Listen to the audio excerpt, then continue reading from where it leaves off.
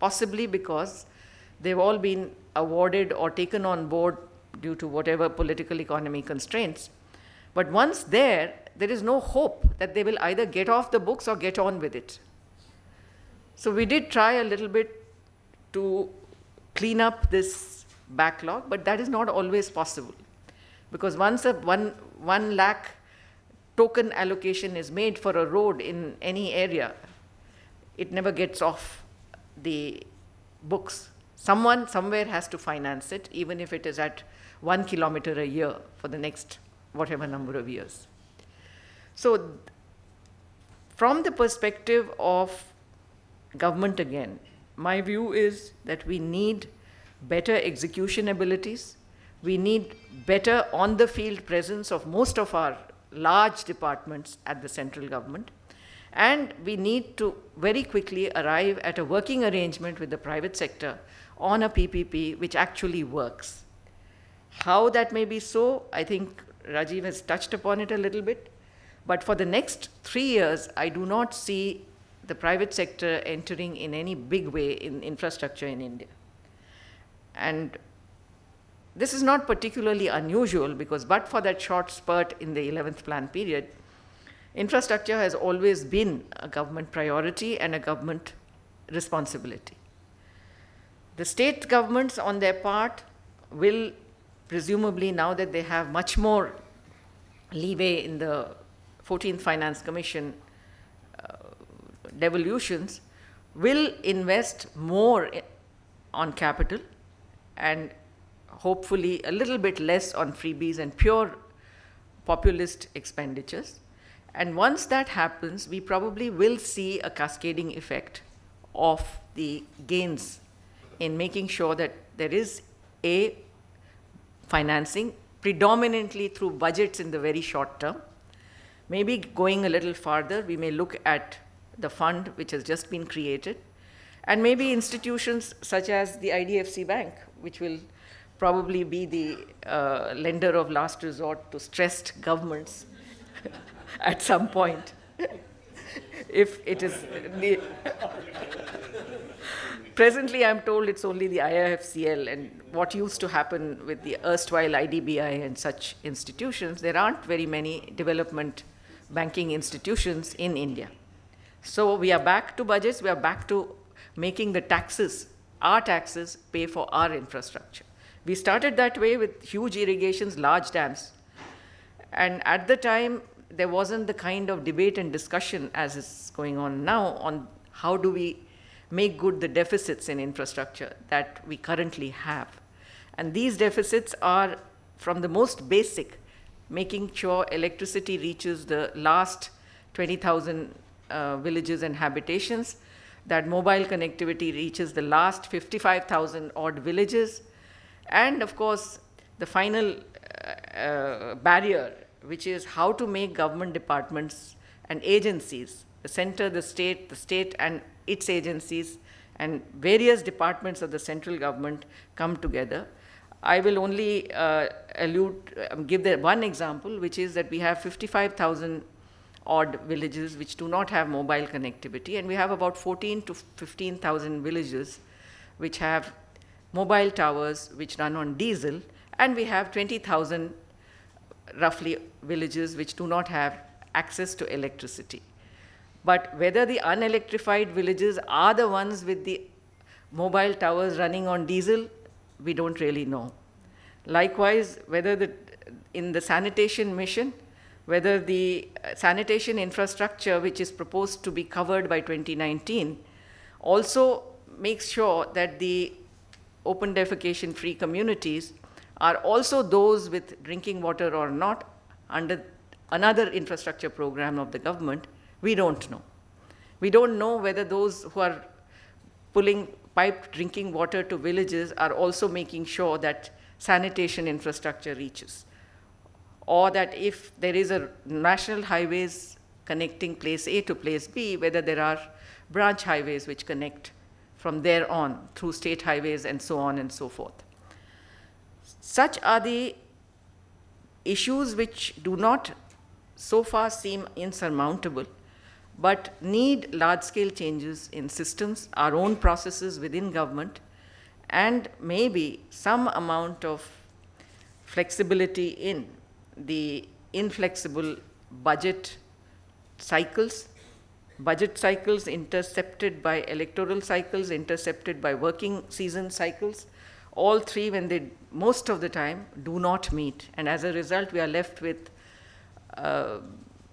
reasonably good quality roads, especially under even the Pradhan Mantri Gram Sadak Yojana, but they don't go, they don't go from anywhere to anywhere, or they don't connect in any meaningful manner to the state highway or other district roads.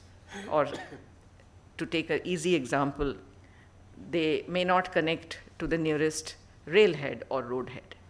Now, these are not, as I said, not insurmountable, but in the short run, we have to ensure better capacities in the project execution, no time and cost overruns, absolutely no leeway on that, maybe even within the government, because for the next 3 years, I do not think government departments can say, at least the infrastructure departments, that they are short of funds, which has been a problem for the last few years, in the last few years recently.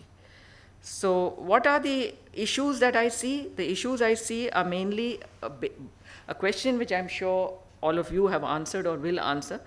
Is public investment really more efficient than private investment, particularly in infrastructure? And if public investment has to be the only vehicle in the short run, how do we make sure that the allocations are where they need to go?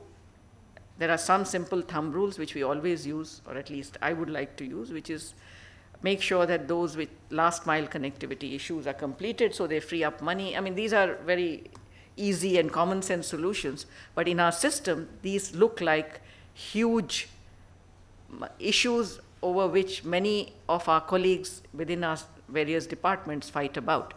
New projects are always more exciting.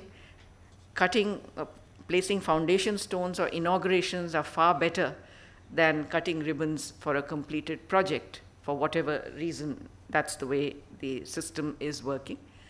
And in terms of whether we continue to rely on budgets and budget financing is a very, very big issue. I leave it to all of you to really look at that and offer your comments. Thank you.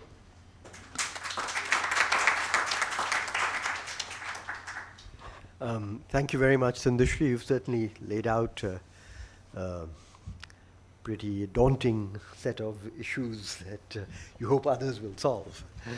I need some guidance now from Rajat, because it's 3:30, and according to the program, this is tea time or coffee time. Now, do we just break, or do you want 2 or 3 questions to be?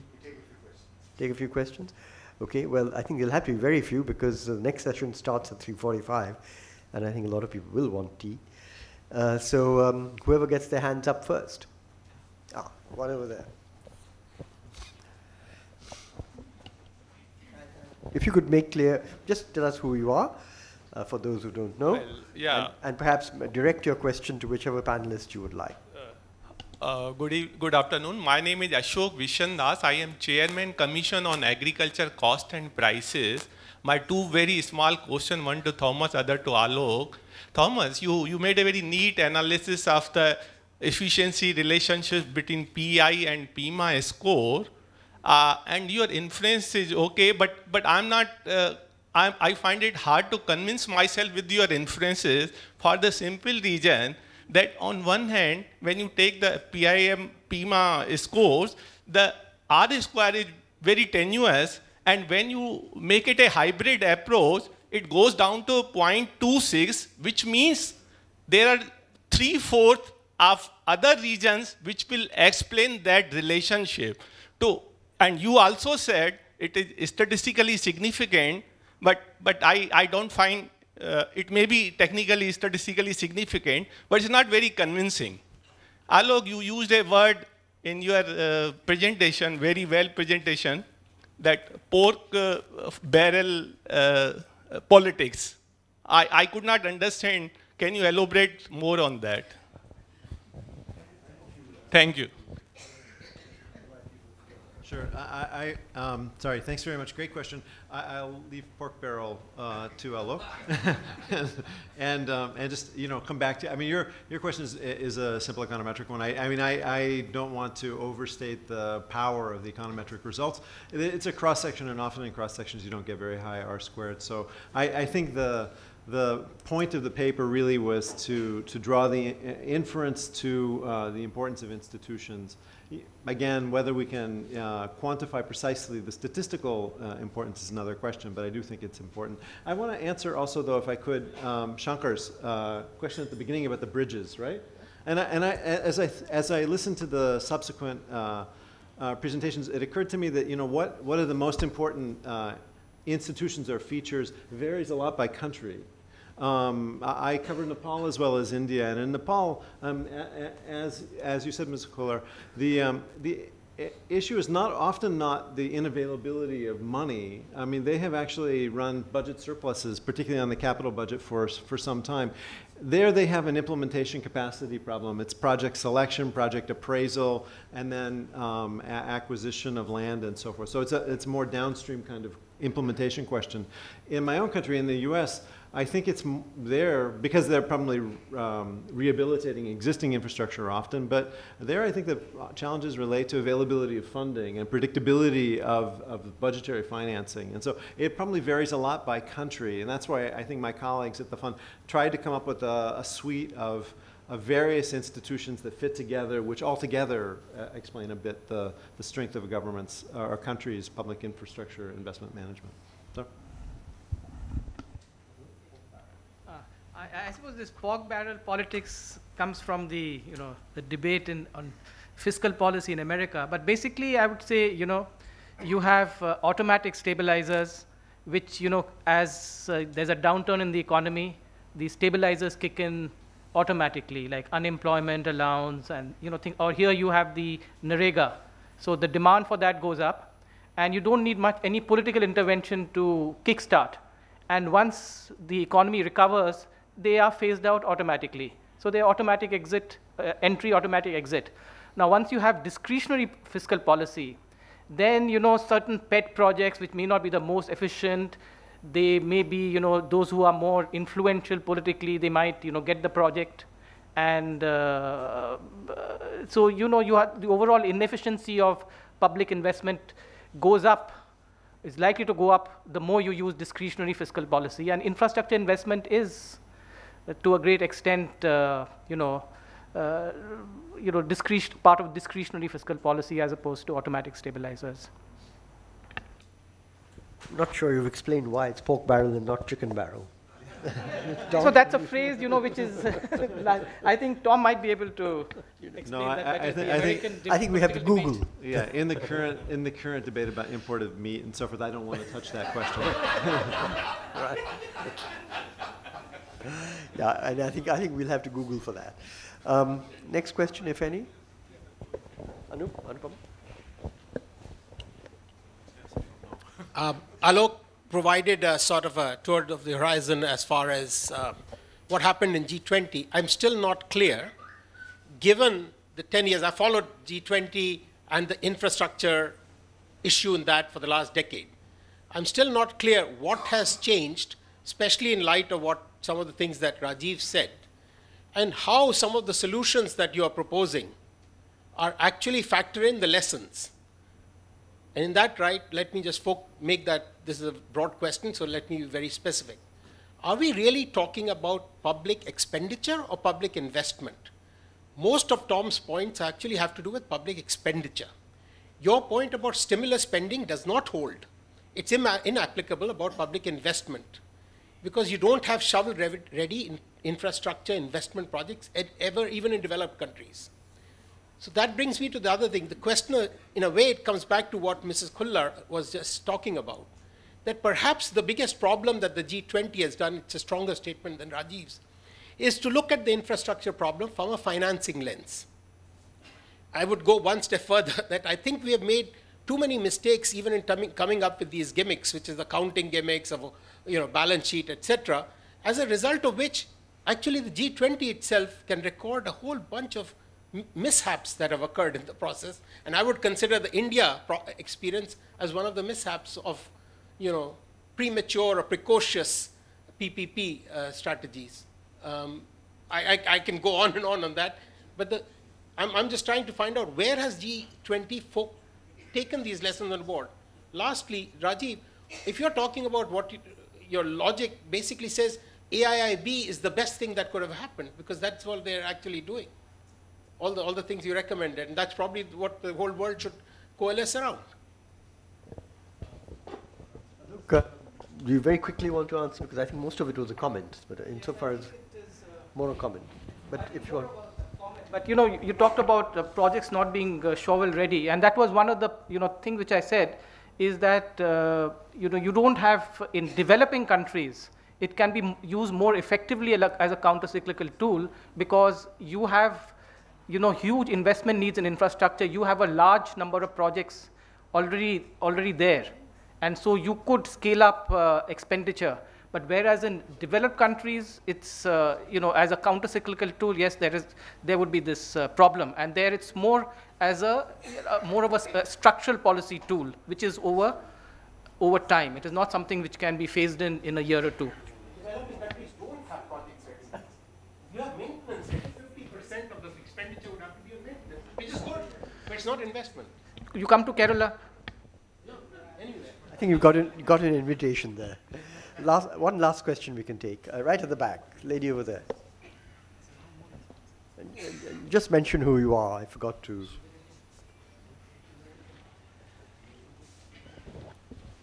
Hi, I'm Isha. I work at ICRIER. I'd like to thank the panelists for such an enriching discussion. Just a question to Dr. Rajiv Lal and Dr. Alok Sheel. Various mechanisms were discussed about how to take forward infrastructure financing and infrastructure development.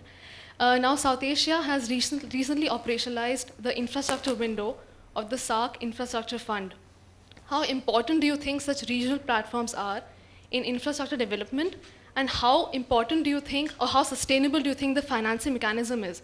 Because it involves capital contribution from each of the member countries. Also, what role can the advanced G20 countries play in helping such regional platforms, especially involving least developed countries and emerging economies, to develop their infrastructure? Thank you. I think one of you had a SAARC background. Yes, I mean. Yeah, so I think you got the question. I was chairman of the SAARC Development Fund for some time.